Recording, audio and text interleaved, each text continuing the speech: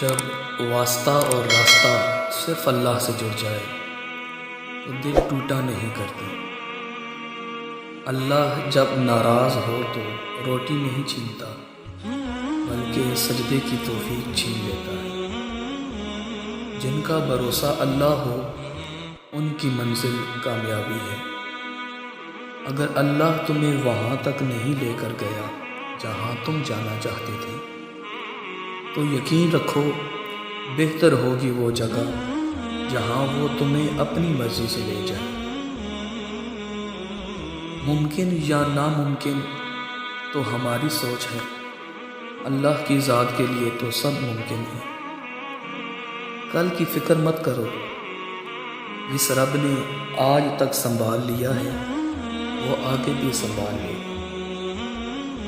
کوئی بھی چیز ایسے دل کو زندہ نہیں کرتی جیسے قرآن پاک کرتا ہے۔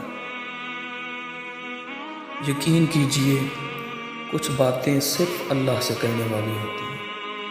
میں اپنا ہر غم اللہ کو بتاتا ہوں کیونکہ میرے غموں کا علاج صرف میرے اللہ